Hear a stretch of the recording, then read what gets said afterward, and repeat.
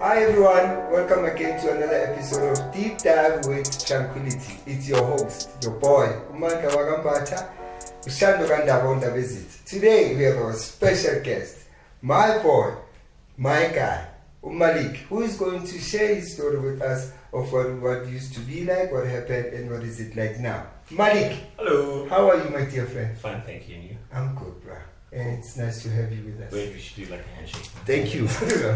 Okay, so let's start. Please tell the viewers who is Malik. Okay, hi, I'm Malik, and I'm an addict. It's weird that I say that because I finally kind of lived into the word addict, and yeah, it's been a hell of a journey being in recovery. And yeah, I think it's best telling that story, right? Okay. Yeah.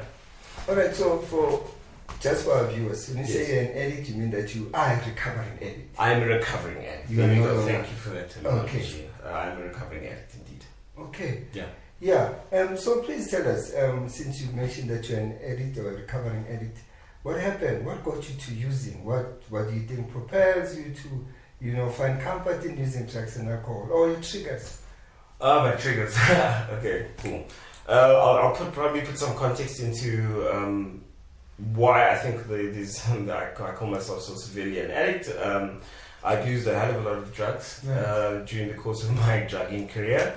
But do I attribute to what I do for a living, which is I'm a musician and electronic music position. I obviously work in the music industry on many levels. So the association that came with obviously a lot of drugs, a lot of partying, a lot of carefree, behavior, and everything that all the connotations come within it. So for me, my drugging career probably started very much just after school. Within that, school was very good for me. I moved around, I moved to a lot of schools, but at the same time, going through the various schools and growing up, I found myself in lots of positions where I isolated, or I looked to conform, or I wanted to belong. And I think for the most part, that's kind of where that kind of stemmed from. And because I was about to ask you to say, for you moving from one school to another, didn't it give you, a sense of, did you have any sense of belonging? For the most part, I didn't. I got along well with a lot of people. I actually was, I was always one of those kids, very disruptive, and again, just not part of the cool crowd. Just kind of beat it to my own drum. And but at the same time, I'm from Cape Town and I'm mixed race. That played a very big part in my life. It was in my environment in which I was playing, and just Cape Town as a whole. Lots of gangsterism. Eventually, That played a big part in my life. As I'm ex-gangster as well. It's horrible. It's so weird saying that, but I mean that in the most decent of senses. I don't want to glamorize that at all. Right. Glamorize the bad part of that life. But that played a very big role. So I think it was shortly after I was very good athletically. I played for SA Schools, Western Province, and sorry to stop you, but I just want to understand the story. So did you find that sense of belonging when you were part of the drug gang? I mean, well, obviously, I was a gangs, yes. There was a when you get into very antisocial behaviors. You do get separated from society. And when there's a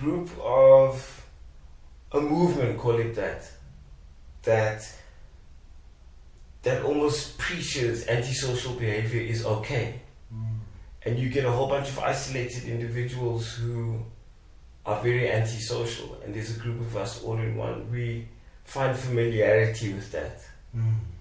And we have a whole bunch of people that are antisocial and feeling that there's no authority that you can relate with each other. There we go. You get a whole bunch of people who don't want to subscribe to authority, that don't want to listen to the norm. For me, normality is boring. Being normal is boring. And, that comes with a lot of other factors, and I could see it. I was a loving child. I loved my family, but I chose to walk away from my family. I didn't see it at the time, not based on my drugs and whatnot, because this was before my drugging period. I didn't see that I was walking away from them. I would say that families always want the best for you. Whether you want the best for yourself is something that gets blinded along the way. And you not understanding what people want from you, and that is good things. So were your both parents there? No, my father passed away when I was very young. So he wasn't really a factor. I was raised by 3 amazing women. It was my grandmother, my mother, and my aunt, who we weren't the most richest family in the world. We didn't have a lot, but we had enough to have a good home. Right. So how true is it that, most of the time you hear guys saying, I was looking for a father figure and I started, hanging around with older guys, started being part of the gang. How true is that? That's as true as day. That happened with me. I didn't hang around with people my age. Because I felt I needed to be mature. That's part of the isolation, isn't it? You feel that, I'm all alone in this. And you look at the guys that, again, have separated from their families, they've isolated. And they are boys. Obviously, I look for more father figures. But my mother tried her best, I think, to have my uncles around and so on and so forth. But that wasn't a dad. And when you go around seeing what dads mean, he's that person that instills some sort of discipline in you, and not taking no credit away from those very strong women. It does become a missing part. That begins that whole point of holding the soul. That not having someone to relate to or feel that must be there. I didn't use it as an excuse later on in my life, but obviously I felt I needed that. Because I was looking at these older male figures and they promised me something in my isolation. They promised me to be my brothers or my uncles or people that will be there for me no matter what. That's what I was looking for. So that's when your drug use started? Yes. When I'm obviously coming into the music industry and whatnot, and this is something that is played often as musicians. We're very unique. Again, we put ourselves in this space where it's just us. Even though we're there to help and support, people and feel that we're going to be the people, we isolate a lot. And being part of that was also another form of isolation. And the stereotypes, yes, are true. There's lots of drugs that come with the music industry, but it also it's so vast and big that it also teaches you that drugs are okay. So with that being said, I would hear most people say, drugs helps in terms of the creativity when it comes to music. Is that true? Like you're able to create beats, become on another level. I probably imagined it to be true. I probably needed it to be true. I've come to find that now that I'm sober, there were certain sober stints that I can create music. So I love music. That's the thing. I only now realize that in recovery, whilst actually going through my recovery in rehab, that at first I felt the doubt and these are the similar feelings I felt when my career started, my drugging career started. In that time when I was with gangs and I was starting off in the music industry, my self-esteem was very low. I blamed everybody for my bad behavior. I blamed people for things that I wanted, but really wasn't everybody's fault. I didn't take responsibility emotionally for myself, nor did I take responsibility for my acts. And that combination of being isolated, not taking responsibility, blame shifting, and being a bunch of one side of my life, which is obviously the gang part, which is a whole bunch of people that believe authority isn't okay and everything that is bad is okay. It's justifiable. Then you have another side of it, and I love the music industry, but these are just genuine facts about it. You have a choice to not engage in it, and that's one thing I've also learned in recovery and rehab, is that I have a choice. Of course. And that choice breeds accountability. So you made your choice and said, I'm going to start using. Right? Yes. So, it's you starting using drugs, and people don't understand that, they think drugs are only substances, but also alcohol falls under drug because it's a drug in a liquid form. So where did you start? Did you start with alcohol? It just went straight to the substances? For me, because I have an inquiring mind, I knew better deep down inside. Where did I start? I was there in Cape Town. I made sure I started with crystal meth. I didn't go into anything else. I started off with cat. I assumed, the whole sniffing culture, that's what it was, Guys do white lines. It could be anything. I only knew. So I started with cat. And cat, as I said, the isolation was there. So I was stuck in my own thoughts. No one could really tell me better. Nor did I want to ask for something that felt so good if it was that wrong. That's the thing. I did a lot of research about the drug and what its effects are. And at that time, whilst making music and everything, yes, everything sounded amazing and everything felt amazing. But there was a falseness that was getting created. A falseness in that this substance makes me feel okay. This substance helps me engage with the emotions that I run away from. And that's horrible recipe. So you put a very strong amphetamine, and my progression, and this because it is a progressive illness. What I've discovered is that I didn't realize how dramatically progressive it is. It is. Especially when it comes to drugs, and I'll put alcohol in there. It came into all. Like I still find it difficult trying to call myself an alcoholic and drug addict, which in turn I am an alcoholic and a drug addict because I needed every single vice to make sure it was okay. So I can imagine when you all started, it was all fun. I believed it was, but a lot of the time I was very sad. There was a lot of loneliness. That isolation didn't breed any sort of contemplation. There was no wisdom in gaining this. I wasn't, sometimes I thought of myself as this great philosopher, but how do I base philosophy off if I don't have any wisdom? There's no life experience happening. I'm by myself. Eventually, I'm trying to sort out very deeply seated emotional problems by myself. And by using something that totally alters my perception of reality, that's on the outside, on the inside.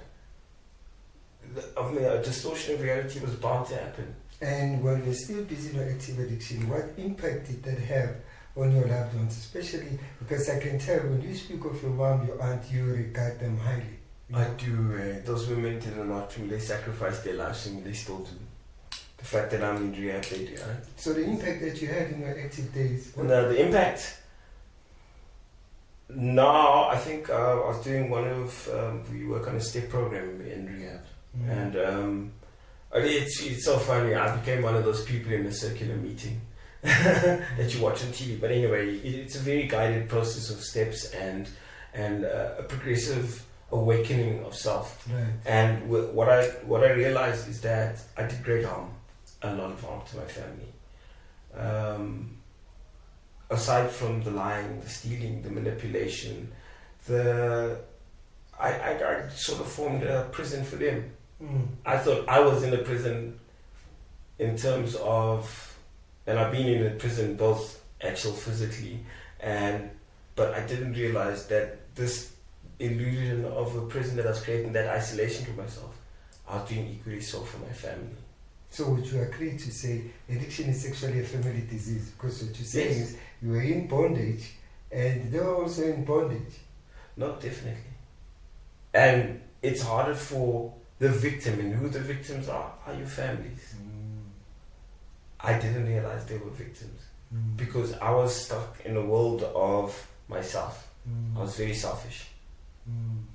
And that selfishness didn't make light to how much I literally, the moment I ran away from them, I pulled away. I created a prison with them, continuously always worrying about me. I mean, I'm going to share with you a very quick story about my rock bottom, what is known as that lowest point in my, before you come into rehabilitation, is that I asked my aunt, they said this had been going on for years. I sat down with her and it was just a very quick moment she shared with me. She said, I waited for a phone call. I prepared myself for 2 phone calls. And I said, what were the phone calls? I didn't realize I'd made these phone calls. They'd been trying to contact me for so long. The phone calls was, I was preparing myself to know that you're dead. Fact. She had come to peace with it. My mother didn't come to peace because my aunt and my mother were the 2 ladies that really were the captains of my recovery. My mother, obviously, because of my manipulation to her, she was an enabler in a way. She didn't understand that she was enabling my addiction, but she wouldn't know any better because I forced that upon her. So my aunt was the voice of reason, though. She looked at the relationship between me and my mother from a very subjective view. She saw it for what it was.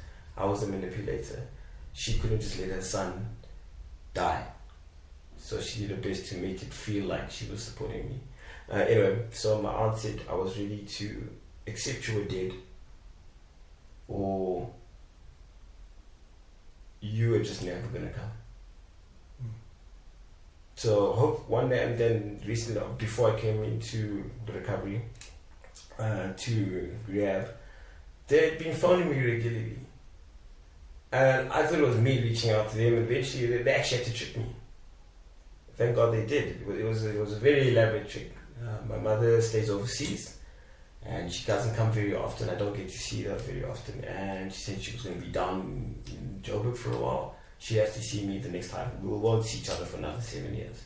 So I thought to myself, and I was at my actual financial, emotional, spiritual rock bottom in Cape Town. And I said, cool, Ma, I'll come. And it was, for me, it was a very quick conversation. I thought I was just going to be here for a few days. My aunt said she was going to go to hospital. It was very elaborate. And when I did meet my aunt and my mother, when I did get to Joburg, it was at the bus station, she told me they broke down into tears because they never thought I was going to come. There had been various times where I just said, yeah, I'm coming, I don't take the bus, or I don't take the flight.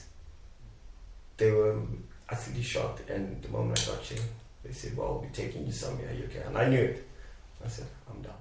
Alright, so moving forward. Yes. When you came to Tranquility. Yes. What was going through your mind? Were you ready for a rehabilitation? What propelled you to say, I'm going to change my life? If there was any thought of that. Okay. Obviously, I never thought about coming into rehabs and whatnot, but eventually, when I did speak to my mother, they said you're going to this place called Tranquility. I personally, obviously, being in active addiction, that's the last thing you want to hear. Yeah. So it was a very quick decision. I was in the car. They really packed a bag for me. I was just like, going to this place called Tranquility. What's Tranquility? Where's Tranquility? Yeah. it was confusing, but because I had reached my rock bottom and I was ready. That's the most vital thing I'll tell you, is that I was ready. So you have never heard of Tranquility before? Never. But the aunt and the mother had an idea. Oh man, they're big fans of yours actually. They watched your show on I think it was Mojo Love. Right. And I hadn't known that they'd be, and these women like work in international businesses and whatnot, they loved the show and they watched, I think, your show, Amapuza. I mean, wait, sorry, Uyapuza. Yeah, there you go. So anyway, I was driving and I got here. I was met with a very, very nice reception actually, and because I was willing, I was actually just quite ready. I was sick and tired of being sick and tired. I can't tell you what that means, like not eating, just like life is just imploding on you. Hey, there's sometimes you surrender, you say, hey, I had no solutions. My best thinking got me nowhere. I had no solutions for my life. And I had, like, to an extent, like, my life was progressively just destroying itself. So you had actually accepted your innermost self that I have a problem and I need to find a solution. There we go. And real acceptance, not this version of acceptance. Saying that you're an addict, saying it all the time, it's okay. It's like this passing phrase. But that rock bottom, emotionally, spiritually, and physically, is that I accepted that I had a very, very big problem. It had taken control of my life. It had affected absolutely everybody, not just 1, 2, 3, everybody around me. and in a very negative way. Now that I've been at Tranquility for a long time, and that is by choice, and with the choice of my family. Right. I knew coming because of the length of my usage, just so everybody knows, over 22 years. That's half my life. Okay. And I had to equate at some point that 22 years of your life, yes, it did some points big, some points bad, and something was accomplished, but it has come to an unmanageable state. Yeah. Okay, so by now you're at Tranquility, right? Yeah. Get into the reception. Take us through your whole journey. Oh, the whole process. Okay, cool. So I was met by a very jovial person named Nateshni. She put me in. She was very, she represented like the whole process of coming in. I had a very certain image of entering rehab. Obviously the straight jacket and two attendants holding you and people just like injecting you and stuff, making you sleep. And not at all. That's what I really did. Like you have such a misconception about what rehabilitation is. Yeah. And I couldn't be met. Like first of all, the gates open because it's like big white walls, and the gates open. And I thought, okay, here we go. Where's the dogs? Where's the guards? Here we go. I'm waiting for that person to get me. And I come in. This is green, beautiful lawn. Oh, wow. And I'm like, hey, there's flowers. This place looks pretty. So you thought it was just going to be concrete? I was like, paved all the way. Yeah, like you know, in the movies, you got the gun there. There's a guy there. Yeah, he's in. You know, that's how the insanity of it. Right. You know, I came in and beautiful, lush green. You know. Places I get into this office, it looks like an Airbnb freaking entrance. I'm like, not bad. Kind of like it. I can do this. So I get in, met with a great reception, and I think because I was so accepting of the questions that were going to be asked of me, and I came in with my family. You know, everyone told me what I had to come in, and obviously I went through screening process, drug test, and everything. But again, I was willing, I was open, and I was very happy to see my mother and my aunt happy. So you're saying after so many years, you have actually done something that makes them happy, and you actually saw that also. Again, yes, that was very nice to see, because my mom was all teary and stuff, but I guess it's tears of joy. Eh? Normally when I saw the tears from my mother, it was always because I did something. It was trouble. Like this time you've done something good. I figured I did something well. Not only for yourself, but also for them. True. I didn't realize how important it was for myself, but I couldn't break the hearts anymore. And it was I couldn't. At first, I came in to do it for them. I really did. I knew I needed help, but I didn't understand the importance of doing it for yourself. Yes. Also, at first you're doing it for them. Until you realize that you need this more. True. So then, yeah, cool. So I got taken in. Then I heard about the great detox. Detox again. Back to the movies. Please, people don't follow what you see on TV. It's not like what it is on there, but it's not like that.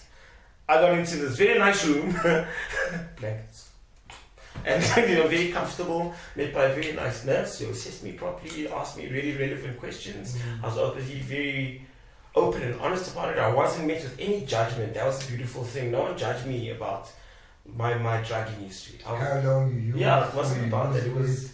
I could see that she was really trying to find out like what is really wrong with you and how best they can fix it. And I think that was very comforting to me, because in my very ignorant mind, I believed I was very unfixable. To be honest, a lot of severe addicts such as myself come in here believing that we are not fixable whatsoever. We've done so much damage. That's part of the whole thing that stops you from coming to recovery. You just rather just wallow in it and then just deal with yourself, because you're not, you're gonna die anyway.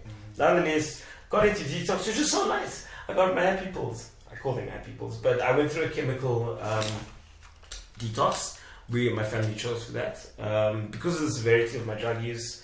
Withdrawals probably wouldn't have been going through withdrawals naturally is probably one why we always relapse, is the fear of going through withdrawals. But I slept and was fed really well.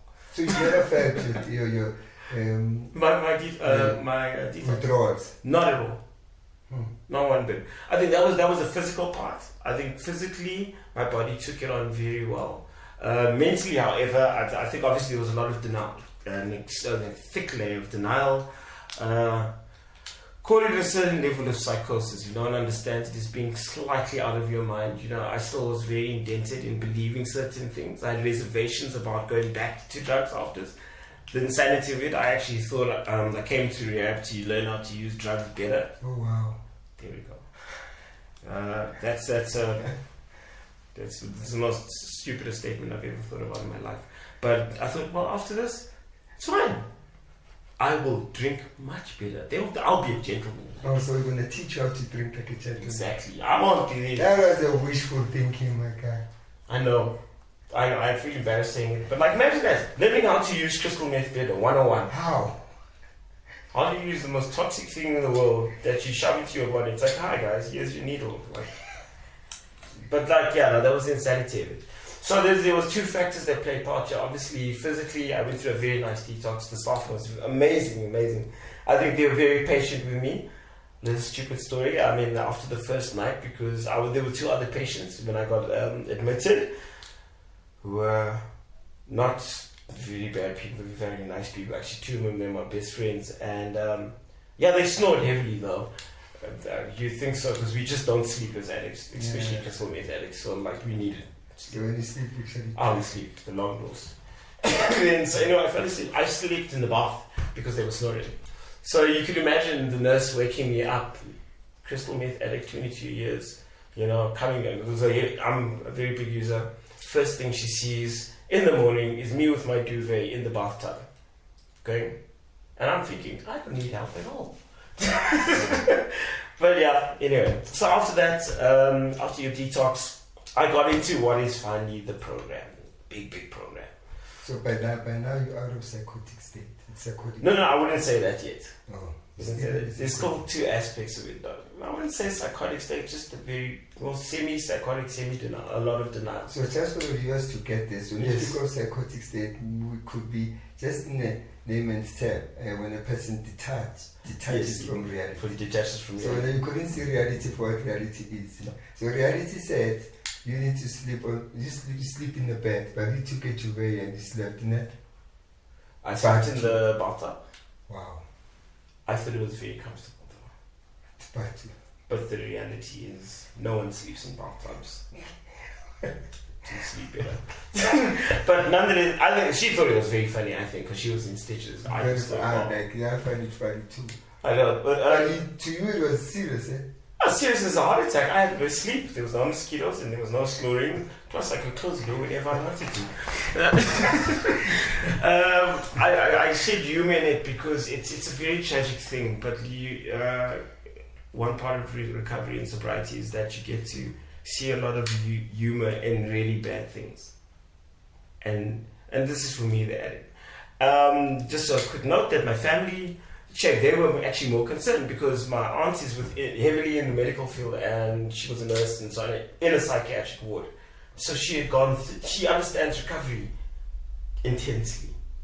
I didn't actually know that about my aunt until she started shedding light to how many psych wards she'd been in, and she was a matron and a head sister, and they were very worried about my detox because for more severe drug abusers, withdrawal is a very, very painful thing. Even worse, but for you having to use crystal meth for 22 years. I was more than crystal meth, by the way. There was a lot of other drugs that I used. But for the fact that you used it for so long and you have never sent you to psychiatric hospital, you should consider yourself lucky. I'm extremely lucky that I didn't lose my mind or my life. Because with the nature of the drugs that I used, I'll name a lot. A lot of them, one, not only could send you in cardiac arrest, psychosis. Two of the drugs that I use, GHB, literally sends you into what is known as a clutch, where you're in a stage 2 coma. It's equivalent to a stage 2 coma, and you have to come out from it. I've clutched many a time. And alcohol. Yes. I mean, towards the end of my drunk career, I found myself getting drunk a lot more often, but not drunk, blackout. So, again, I didn't quite realize that also played a factor in it. So you got into the program. Boom, moved out of detox. Then I had this whole perception of the people around me, but the people were actually quite cool. I got into the big dining hall where they were eating bread, eating a lot. tend to eat around really well. I was like, oh, the food's great. They haven't eaten in a long time. You know, I didn't quite realize that until I realized how thin I was when I saw my before and after shot. And then I realized, okay, cool, I need to eat. But yes, I got into the program. First day was really cool. I did my step 1. And that's basically where you start admitting your unmanageability of your life, you know, the powerlessness of your disease. And it is a disease. That is the one thing I did figure out. I had a great counselor by Mr. D, in where when I did my step 1, you stand on the podium and you literally let it go. You have to admit, you have to break that wall of denial down and really wholeheartedly. It's not an intellectual process, it is a heart process. You know, so sorry, what you say is very interesting to say. Do you think you would have comprehended it step 1 if you didn't start in detox? No. Okay. So first you need to go through detoxification. You need to clear your mind, your brain has to have rest from all the toxins. And and this is the thing about severe addiction or addiction as a whole, you've compounded a truth in where the drugs help. That again is a distortion of reality. I didn't really understand the severity and the reality of my situation. That I was a long-term user. I lived in a lie mentally, and that lie helped me get through what good parts I chose to take out of reality. You know why I'm asking you this, Malik? It's because I think most parents think that it will be easy for their kids or any other client just to accept their complete defeat when it comes to drugs without a proper way of doing it. That's what I'm saying, for our viewers' sake. Say, it's very important for my addicts to go through a process of detoxification, and then they'll be in the right position. You have to. There's no other way. So what can you say to the parents? Oh, to parents, please take your child through detoxification properly. Get them professionals. I mean, I've never, obviously being with my whole history, that I never talked to anybody. I didn't have a psychologist. I didn't have a psychiatrist. I didn't have drug abuse counselors who know everything about what I'm going through. For the first time in my life, I was in a space where, Tranquility offered me this, and I thank them so much, because you guys, I thank you, is that I could talk to someone. But in order for me to get that clarity, that's where the detox came. There's no way you can do it out there. You can't do it out there. So was it easy for you to talk to a professional drug addiction counselors more than talking to your own people? It was a godsend. So it bridged the wall, that wall between, I can't tell my family just how severe my problems are, because I will be judged, or they will look upon me in such a way that they won't understand, because nobody in my family drinks like I do. They don't. Nobody in my family looks at drugs the way I do. No one looks at the lack of acceptance by society the way I do. So when I got into step 1, and I had this he's a very mature gentleman, Mr. D. I cried for the first time in my step 1, because admitting was such a difficult thing for me. What is it that you actually get to admit? That I'm a drug addict. 1, that I'm powerless over the disease of addiction. 2, 3, that my life was a mess. An absolute mess. But did you actually believe it this time around? Oh, I had to, because I was sober enough to understand it. And that's where the program begins. You get past it. And the denial, the wall of that once that scrapes away, then light comes. There's a clarity towards it. I mean, I think a lot of the counselors, actually, I've got a very big character and a very bubbly character, and for the first instance, I think everybody looked at me like this insane, bunny, because I just kind of jumped around with this energy, and just crystal meth didn't do me any favors. But it really didn't. But also within the walls, rooms of Tranquility, I also discovered I have adult ADHD, which is something that would never have been picked up. But it is, and this was by one of the other specialized counselors that comes in. His name's Mark, and he broke it down to me, because he has this, the same illness, call it that, and he's giving me the most professional guided steps how to manage that and still have a fruitful, real adulthood.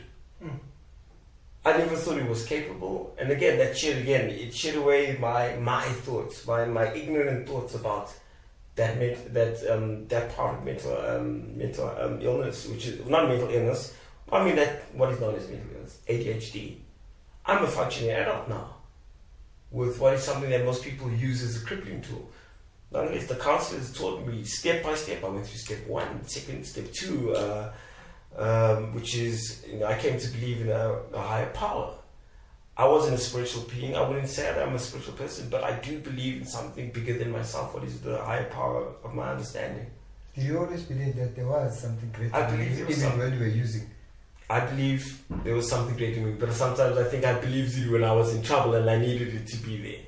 Didn't you think that maybe also crystal meth was something big? Oh, no, definitely drugs were my higher power. So they were your God. Yeah, they were my God. I just, there we go. I can't even, I'm too embarrassed to actually talk about it. But the thing is, I think they cemented the thought process of knowing that my way wasn't the best way. Right. And if I followed something that is a lot bigger than me, that has always been there to be a guiding factor, let me use that. Let me actually give the reins over to him and see what happens. Trust me, so far, that guy's been doing a good job. He's been doing a very good job. I've gained weight, got a belly. No, You're no longer everywhere. I'm no longer everywhere, but I think the adult in me came to life. Right. And I've learned to, conduct myself in adult manner sometimes. Sometimes I say that. I like being a kid now and again. But okay, on the adult side of things, I went to what is now, anyway, I think the most pivotal part of the steps was my step 4, which was searching moral inventory. As adults, I think people could learn a lot from the steps. I think it's a program that can be integrated in every aspect of your life. Don't look at it as just this AA and NA thing. It's not. It is a way of life. And this way of life, no matter how I fight against it, has brought me back to sanity. 1. I'm able to integrate with society, and it's not that bad. I'm able to live a life that I think I wanted for myself. It's been difficult, but it's been a hell of a journey. So the step 4 basically starts digging down into the root causes of things. The questions us as addicts and as human beings as a whole don't really ask ourselves. And these are very big things, such as your resentments, your harms, your fears, a lot of other things within sexual misconducts, things that are vital, that you maybe don't even know you committed, that you actually had. My resentments, if you have to weigh resentments in weight form, one resentment could be like 10 kgs. I probably had 1,000 kgs of resentments. You're going around. Just walking around with all this weight and this baggage. And step 4 deals with it, like humans do. We have to deal with our problems on life and life's terms. And that's what started happening. I love what you're saying. To say step 4 help us to deal with the root cause. Because you actually say drugs and alcohol are just a symptom. They're very much a symptom. Now that I'm pretty further in the steps, Tranquility has allowed me to just go further and further. And because I want to, I'm willing to take on that challenge of trying to reclaim my life again. The whole thing about step 4 is that the drugs didn't matter. And yes, big thing coming from a big drug addict. The drugs, you find that when you get further into the steps, I don't even think about drugs. I don't have cravings. And that was easy, actually. You think it's this big thing where you realize the drugs were just, they were actually just, it became this big fog of clarity. You don't see life for what it is.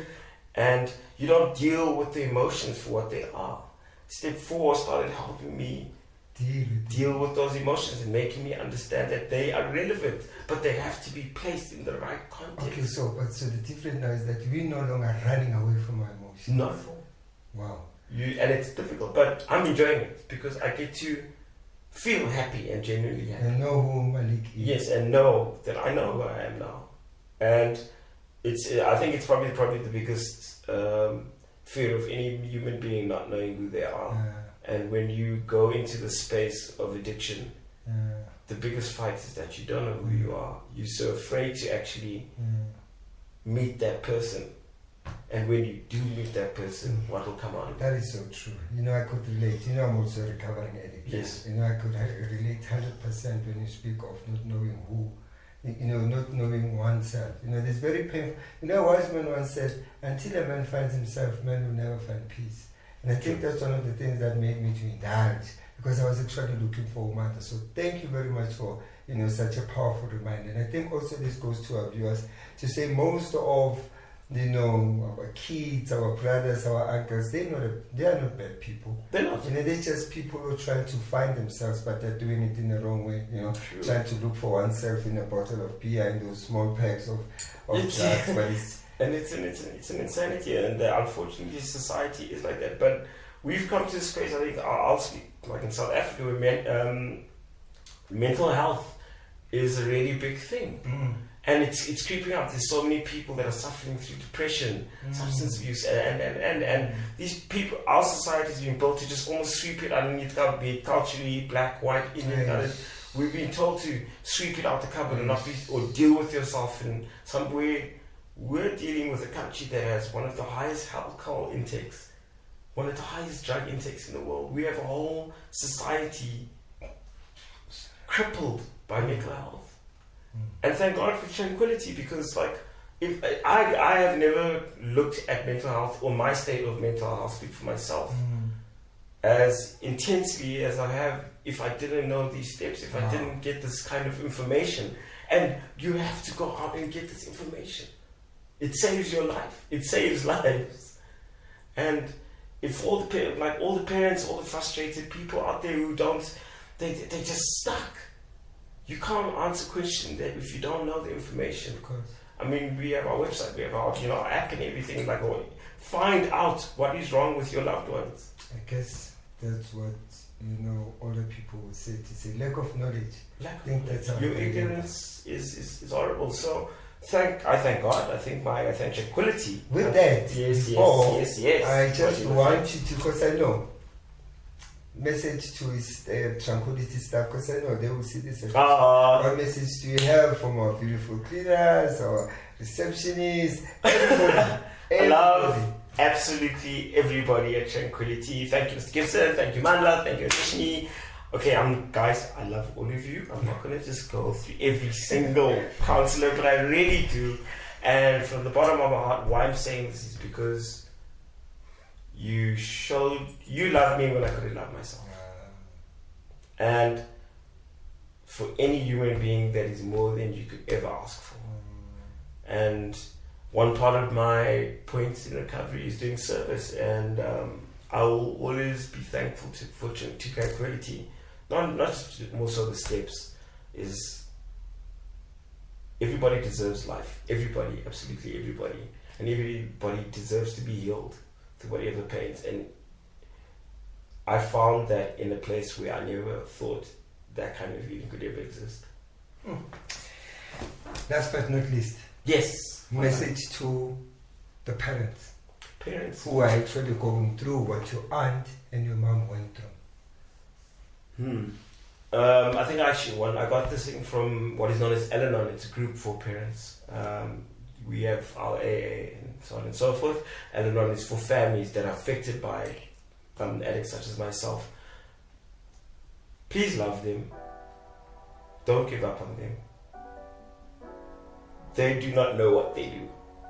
And they will never know unless you carry on pushing that love and affection. And if that means making them see the light in the form of somewhere such as Tranquility or rehabilitation center, that is the only way to love them. And show them that they do deserve love and they can love themselves. And in turn, everybody will get healed from it.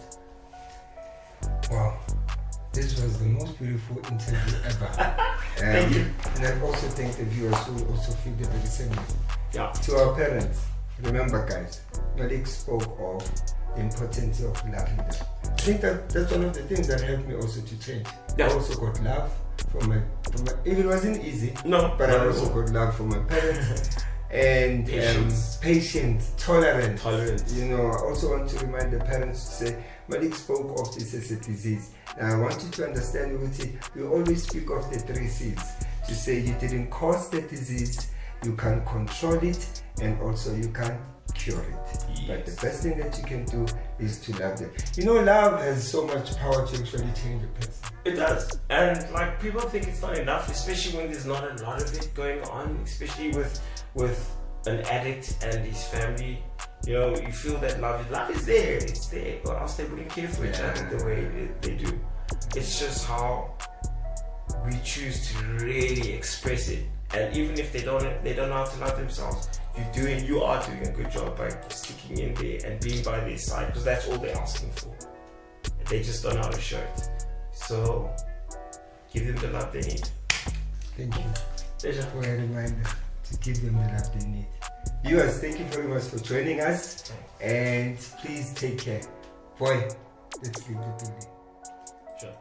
Peace.